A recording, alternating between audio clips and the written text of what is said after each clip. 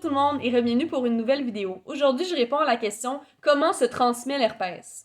D'emblée, il faut qu'il y ait deux conditions pour qu'on transmette l'herpès qui soient présentes. La première, il faut que le virus soit actif. Donc, il faut qu'on soit contagieux. On a l'idée qu'une fois qu'on a l'herpès, on est toujours contagieux, ce qui est complètement faux. La majorité du temps, on n'est pas contagieux. Quand on va être contagieux, c'est qu'on a des symptômes généralement qui sont quand même assez clairs, des rougeurs, brûlures, une lésion ou des boutons. Par contre, 48 heures avant l'arrivée de ces symptômes-là, c'est souvent dans le 48 heures avant qu'on va transmettre le virus parce qu'on n'a pas de symptômes, mais on est quand même contagieux. Pourquoi on est contagieux 48 heures avant? Dans le fond, le virus, quand il est inactif, il se cache dans les ganglions sacrés dans le bas du dos, dans le bas de la colonne vertébrale, et quand il devient actif, il part dans les branches nerveuses. Il arrive généralement aux mêmes endroits. Il va souvent sortir aux mêmes endroits au niveau de la peau, dans la région génitale. Et il s'accumule au niveau de la peau pendant 48 heures avant qu'on voit apparaître des symptômes. Mais il est quand même au niveau de la peau, il est quand même là, il est quand même présent. Donc, on peut être contagieux à ce moment-là. Par contre, il y a des signes précurseurs dans ces 48 heures avant l'apparition de symptômes. Par exemple, il y a des personnes qui vont ressentir des douleurs au dos. Il y en a qui vont avoir une grande fatigue. Il y en a qui ont même ressenti de la fièvre. Et on a généralement un chatouillement ou un picotement. Donc, ça va être juste de remarquer avant vos crises quels signes précurseurs sonnent la cloche pour éviter d'avoir des relations non protégées à ce moment-là avec votre partenaire. On peut être contagieux aussi sans avoir de symptômes. Ça, c'est ce qu'on appelle des crises asymptomatiques. Par contre, il faut savoir que ça arrive juste 1 à 3% du temps, donc c'est quand même plus rare et c'est plus quand on va avoir des symptômes clairs qu'on va être contagieux, mais on peut quand même faire des crises asymptomatiques.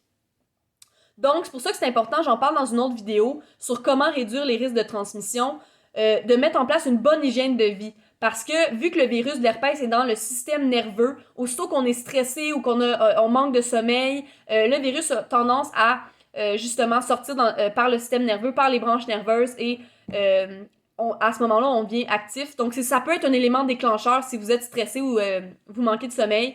Donc, ça peut être un bon outil de gérer son hygiène de vie.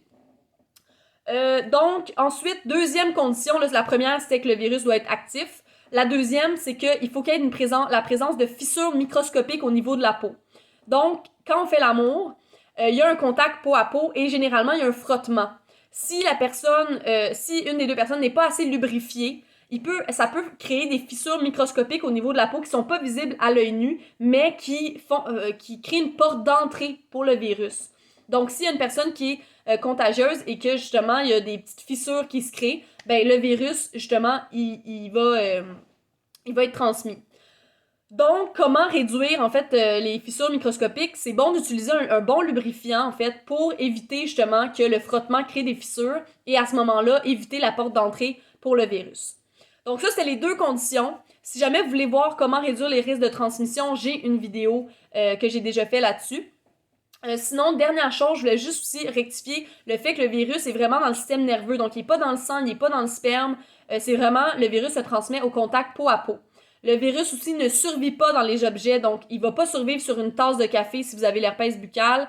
Il va pas être sur la toilette non plus. Et vous n'avez pas à laver vos serviettes là, chaque fois que vous prenez votre douche parce que le virus il va pas se loger dans la serviette non plus. Il meurt en quelques secondes sur les objets. C'est vraiment, il survit dans les muqueuses, soit de la bouche, soit les muqueuses génitales, vaginales et tout ça. Donc, je comprends sur le coup, on est vraiment sous le choc et on a tendance à aseptiser notre environnement parce qu'on a l'impression qu'on est contagieux puis qu'en touchant quelque chose, on pourrait donner l'herpès, mais non. Le virus se loge seulement dans les régions génitales. Il faut qu'il y ait un contact peau à peau entre deux organes génitaux pour que le virus se transmette.